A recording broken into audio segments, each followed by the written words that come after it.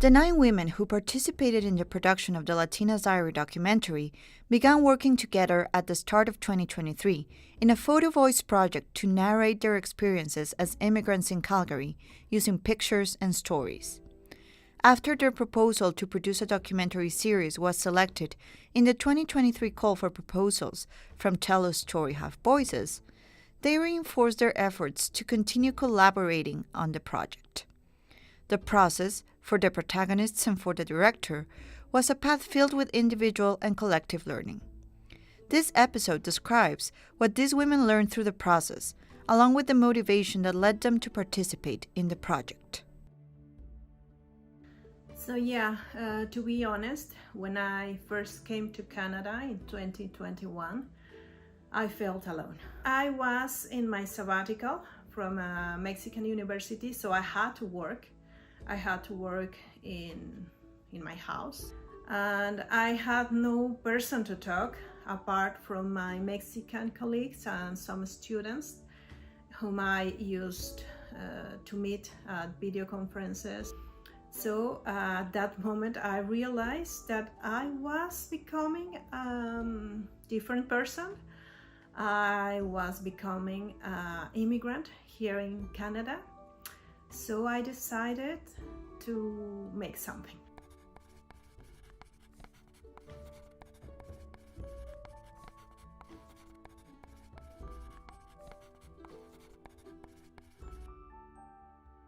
Latinas Diary, A Journey of Strength, Hope and Empowerment, is a documentary series about the obstacles faced and achievements made by immigrant women.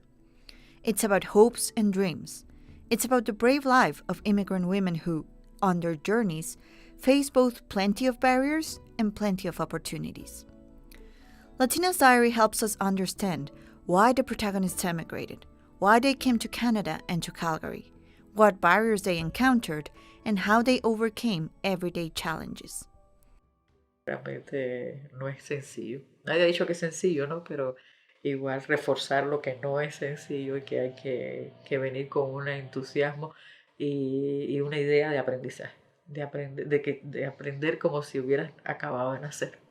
Sí. Estamos logrando con cada una de esas historias es que cada una historia es única y es igual de valiosa que el resto, digamos, que un poco lo que queremos transmitir es que no es que hay una única salida ni una única vía, digamos, sino que pueden haber tantas vías o opciones como experiencias hayan. A nivel personal, digamos, sí creo que si me preguntás si vale la experiencia, digamos, probar, creo que sí. Y si no te gusta y te querés volver, también está bien, digamos, no es que es una obligación. Sí creo que es sumamente importante de asesorarse siempre y leer bien todo al detalle, porque siempre, no sé, uno se encuentra con casos de de gente que ha venido y que ha dejado todo y que después han tenido que volver porque, no sé, no era lo que esperaba o no pudieron adaptarse, digamos.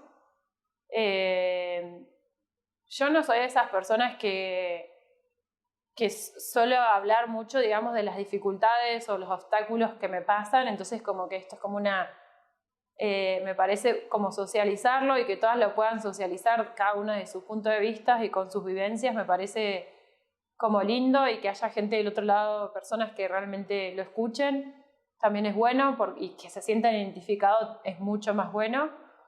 Si tú eres una persona que te gusta realmente, o sea, porque uno a veces puede decir, sí, sí, o sea, como que me gustan los retos o me gusta, o sea, que estás como dispuesto o dispuesta a sufrir un poquito este dolor del cambio, porque yo siempre digo que todos los cambios son tan dolorosos, yo creo que, o sea, sí lo recomendaría. No se lo recomendaría a cualquiera. Yo creo que toma ciertas como cualidades que una persona debe de tener, porque es difícil. Y temas como el dinero, el clima, los amigos, todo afecta. Entonces, creo que yo en lo personal estoy muy contenta de haber tomado la decisión. Tiene sus altibajos, pero en general puedo decir que me siento tranquila, siento que estoy creciendo mucho, siento que tengo el potencial, o bueno, eso es lo que siento hasta ahorita, que tengo el potencial de hacer muchas más cosas, que todavía como que me falta mucho, pero que me salí del tanque que a lo mejor me estaba como deteniendo un poquito, y que pienso que ahora en un tanque más grande y con todas las habilidades que he adquirido, seguro lo tengo que hacer porque es mi compromiso, hacer valer la pena. Pues motivarlas de que si lo quieren hacer, lo hagan. Que Canadá es un país hermoso, es un país en cuanto a naturaleza uno de los más bellos del mundo. Tenemos naturaleza por todos lados, eso es lo que desbordamos. Su extensión territorial es súper amplia y cabemos muchísimos, sí, pero también tenemos que ver en dónde te vas a localizar, quién es tu red de apoyo y cómo vas a lograr tu objetivo. ¿Cuál es mi objetivo? Allá voy, no perder de vista tu objetivo. Cuando ya lo tengas ahí, es más fácil llegar que si no tienes un objetivo en mente, porque si no lo tienes, vas como un barquito en el océano. Entonces, yo quiero transmitir que sí se puede y que a veces uno empieza de 0 o empiezas de -1 o 1 o 3, pero que si lo quieres lograr, lo vas a conseguir, ¿verdad? Having information is very important, especially if you don't know anyone here. So trying to learn a lot about the city, about the benefits that this city has for you and for your family is very important. What I've noticed, because I'm in different WhatsApp groups, is that a lot of people don't know that the city has to offer a lot of things to them that could make their life easier. For example, winter clothing, or a fair entry pass that you can apply to, or different English lessons that are free. I think that's a good thing to know before coming here. Also, knowing that not everything is going to be perfect from the beginning. It can get hard and it can get lonely. So having a good support network, I think it's fundamental to cope with those hard times. And starting that network as soon as they can is important. Es eso, es contar la historia. No fue fácil, llegué al aeropuerto, me tocaron 8 horas allá en el aeropuerto, me tocó con traductores porque no entendía absolutamente nada. Después ingresar a estudiar un idioma que ni idea. que era el francés. Yo nunca jamás me imaginé estudiando francés. Lo escuchaba, sí me parecía muy lindo, pero no. Después decir, bueno, no, cambiémonos de ciudad. Chao, muchas gracias por todo y nos vamos de ciudad, volver a empezar de cero y otra vez y bueno, ahora estudiar otra vez. Pero es eso, es decirles, sí se puede. Si tú quieres salir del país, sal, pero prepárate para ello. So I think adaptability and flexibility are absolutely a skill that you need if you want to migrate. If you're someone that it has very much difficult to change and it's complicated for you to accept changes, I'm not saying it's impossible, but it's more complex because it brings a lot more stress than it is for someone that takes the flexibility eyes on a situation. Quieres migrar a Canadá, vente sabiendo todo lo que, el behind the scene, no lo que te muestran. Porque lo que te muestra es eso, te atrapa, es como que, bueno, sí, comparado con Estados Unidos tienes papeles fáciles, no sé qué,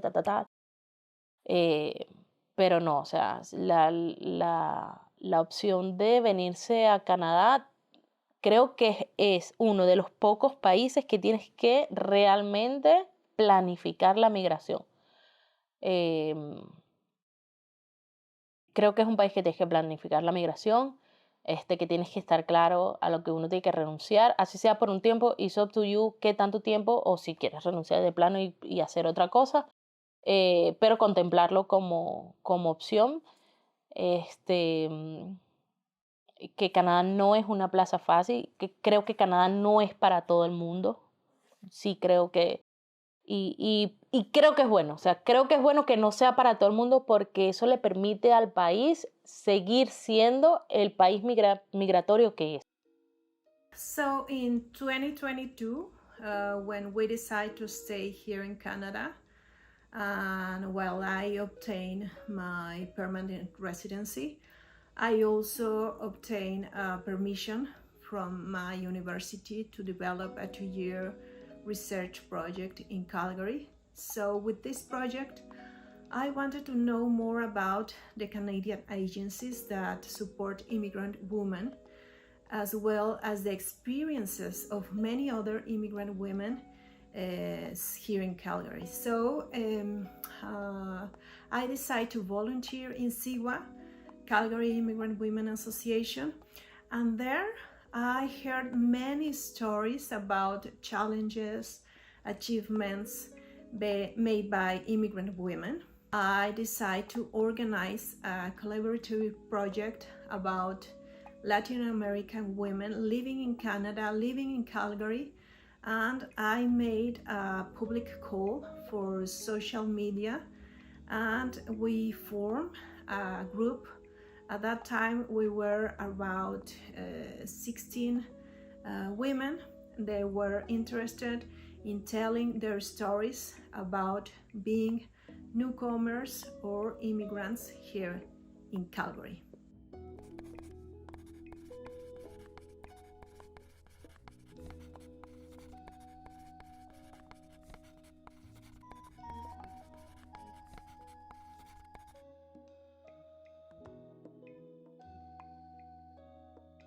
The protagonists of Latinas Diary want, through sharing their stories, to inspire other immigrant women. Their goal is to help other women empower themselves and build a better life as immigrants. Latinas Diary, a journey of strength, hope, and empowerment, mirrors and echoes the experiences of thousands of immigrants in Canada. The idea of that project was to make digital storytelling clips to post on social media, and with this project we applied to Voices 2023, received the grant from StoryHive. Well, at first we couldn't believe it, and also it became a major challenge for us, for me in particular, because before this I never have made a video, I have never filmed a documentary series, and despite I used to write articles, books, and that's academic stuff, I never had the experience of filming a documentary series. So for me, it was also a challenge. And for the women that at the end were participating, it was also a challenge, but it was also something that gave us a partnership and feel part of something else apart from our lives, our family, our jobs. We were making community, and we had the idea that with this documentary series, Latinas Diary, we want to share our stories and the strategies and the achievements we made during our adaptation and integration process. Because when we gather together, when we knew each other's stories, we saw that we were not alone, and we reflect our stories in the others. So at the end, with Latinas Diary, that is what we want to do. We want to mirror our collective stories, our personal stories, to the stories of other Latinas and other immigrant women that come to Canada every year. You know, and if people ask me, I'll just say it was just like spinning the globe and putting a pin on one city, and it was Calgary. So we came here not knowing anyone, but then someone had given me the contact details of another Nigerian who lives here in Calgary. I don't know the person, and I had no plans of contacting the person. I thought, you know, it's our family, we'll figure things out. We've traveled a lot, so I felt I will be able to. But then we were stuck in this guest house somewhere in Nolan Hill, no Wi-Fi. We didn't even know whether we were in the north or the south or the west of Calgary. So it was tasking, it was challenging at that point.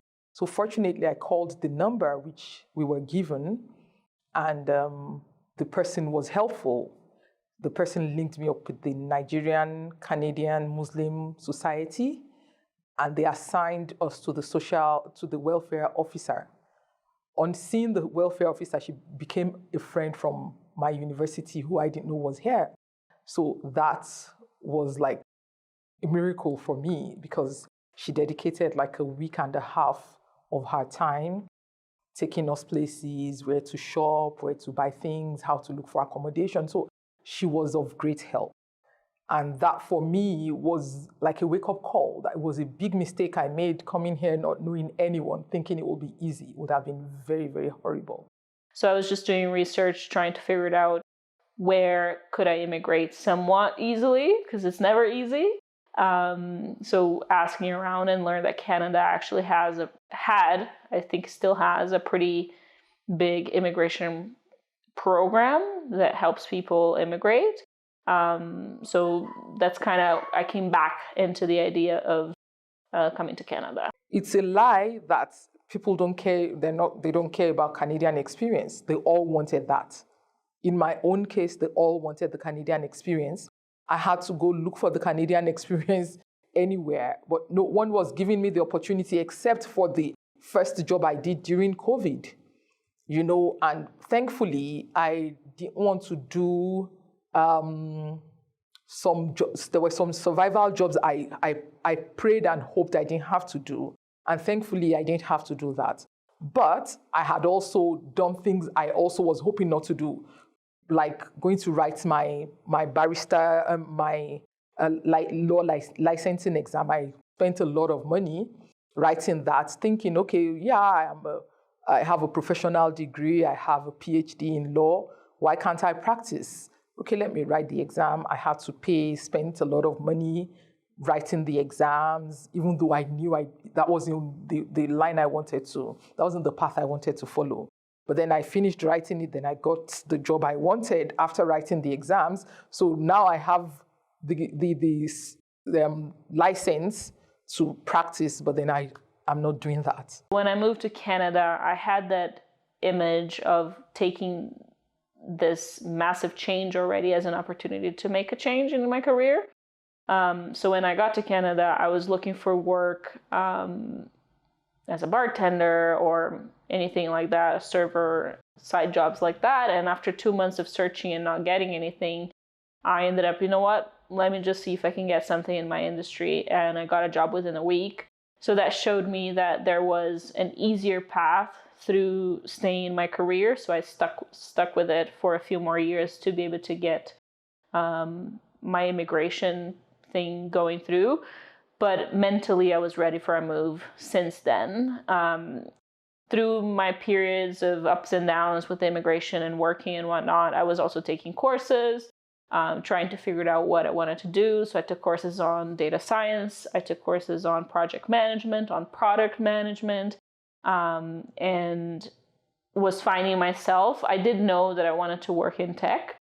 So that was my only target, and ended up, this is something that everyone that is a recruiter will tell you. They never plan to become a recruiter. It always falls onto their lap somehow. So it fell into my lap, actually fell in love with it, and now I'm a tech recruiter. Algo que ayudaría muchísimo es ser absolutamente claros con la gente que está planeando emigrar, de qué pueden encontrar acá. ¿Por qué? Porque hay programas que yo veo, cosas ahorita que les dicen influencer a las personas, entonces salen y dicen, venga a Canadá. Canadá los espera con las puertas abiertas y los necesita para trabajar. O sea, sí y no. Hay determinados espacios donde se necesitan empleados, pero no están en el aeropuerto esperándolos para trabajar. Y es un proceso. Hay que ver el idioma, hay que ver las competencias, hay que ver si vas a venir a trabajar en tu carrera y solo quieres trabajar en eso, se lleva un tiempo. O si vas a venir a tener un trabajo que te permita acoplarte y tener un dinero para tu familia mientras tanto. O si definitivamente vas a venir y vas a esperar las ayudas del gobierno y vas a estudiar. Entonces, todo eso hace que cambie bastante la perspectiva de lo que es tener la infraestructura bien puesta en Canadá para recibirlos. Maybe the snow. Oh. Yeah, maybe the snow. Yeah, that was... well, I had seen snow before. I have lived in Lesotho and I had seen snow there. And I had been to England when it was very, very cold. So like in February. So it wasn't the cold that was the worst part, but then seeing like a day after we came, there was like a 10 centimeter dump of snow. And it wasn't cold, but then by the third day, my son was telling me, Mommy, no one told us snow isn't fun. Like, from South Africa, they were already planning how they will make snow angels, make snowmen. But then when it's too cold, the snow doesn't even work. So yeah, that was maybe then driving in snow for the first time. I decided I wasn't going to drive for 6 months because we came in September and the snow started falling like the week we came and it never melted till April. I told myself no one is driving and my husband went back to South Africa anyway. The life of an immigrant is never easy. You also have two identities with which you live in. You live with your original identity that you grew up with, that is part of you. And then once you've been in the country that you moved into for a little bit of time, you start also assimilating to some level and start turning into a new version of you. So then this new home doesn't feel fully like a home. And the home back home when you go visit also doesn't feel fully like home. So nothing feels completely right. So I think that's the biggest challenge that I'm consistently internally having that conversation is like, how is there a way for me to build a full home that feels like home while making the choice of being here? So making that choice is pretty consistent, especially going through the period of uncertainties of, am I going to get my permanent residency? Because until then, you're pretty uncertain if you can stay in Canada. And then after that, just other uncertainties that come with immigrating. So, I think that's the biggest challenge, is just consistently figuring it out. If this was the right choice, and if it is a choice that I'm going to keep making. Muchas mujeres vienen con hombres que todavía vienen a Canadá, pero todavía están con la mentalidad de llego a la casa y mi esposa me tiene la comida. Entonces, pues es atroz porque la pobre mujer tiene que llegar a ver su familia, tiene que mirar cómo mejora el idioma ¿sí? Tiene que mirar cómo arregla sus estudios si los trae, y si no los trae, tiene que llegar de trabajar rendida a ver su casa. Entonces, básicamente eso influye. Si tú vienes con un hombre que te dice, mira, yo ya tengo el idioma bien, yo trabajo, ponte tú a estudiar para que también tú te puedas desarrollar y los niños vamos a turnarlos, es algo totalmente diferente. Así que pienso que eso es lo que hace la diferencia. ¿Con quién vienes y a qué vienes? ¿A sacar adelante a tus hijos para un mayor futuro o a crecer tú y a lograr muchos, muchos sueños que traías desde tu país? Es distinto. Oh, yeah. In fact, you need the strength from the beginning. Like, it's very important. And the strength is what carries you, that carries you on when things become hard, because they do. Like, I don't know, maybe I oversimplified my experience, or maybe it's been a long time. I can't even remember those. There were times I cried. There were times I felt bad. But I also wanted to come here a lot. So the strength has to be there. And what I tell people when they tell me they want to come to Canada, they want to immigrate, is, you know what? You have to be sure of why. It could be one reason, and it has to be a good reason, so that when things get tough, that one reason keeps resonating in your mind. Don't even tell me I'm doing this for my kids. Think of yourself as well. Oh, I'm doing this because I need this in my life. I'm doing this because when I am this age, I want to be here, and this country will give me the opportunity to do that. Because if you don't find that reason why you're doing this early enough, you might not prosper here. Esperanza. Yo pienso que cuando tú no tienes esperanza, ahí empiezas ya como a no ver para dónde vas. No, es más fácil encontrarte, ¿verdad? Un punto de llegada cuando tú tienes la esperanza viva, la fe. Tenerte a ti mismo. No necesariamente tengo fe en que las cosas van a cambiar. Tengo fe en que van a pedir menos requisitos para tal cosa. No. Me tengo fe, que es otra cosa. Desde que yo me tenga fe, allá voy a llegar. Tengo fuerza, perfecto, estoy empoderada. Pienso que esa es la clave de llegar a donde queremos. Que se lleva tiempo, ok, que menos tiempo, perfecto, pero no perder nuestro norte, Eso yo pienso que es supremamente importante.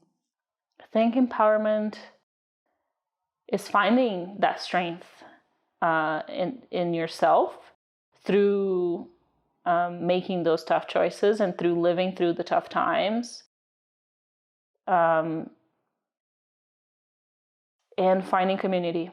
I don't think that anyone can do anything in life fully alone. Human beings are naturally community species. It takes a village to do anything. Accept the help, give help when you can, but empower yourself to make those choices. And as you keep making those choices, you're going to feel more empowered. So find it within. Being a migrant woman is about seeking a better life in a diverse context and in a different place from where you belong. It is about learning new things and being willing to live new experiences to build a better life and a family with a reliable and comfortable future. Being a migrant woman is about seeking physical and economic security. It is about facing difficulties and asking for help with the hope that the decisions are the right ones and that better times will come.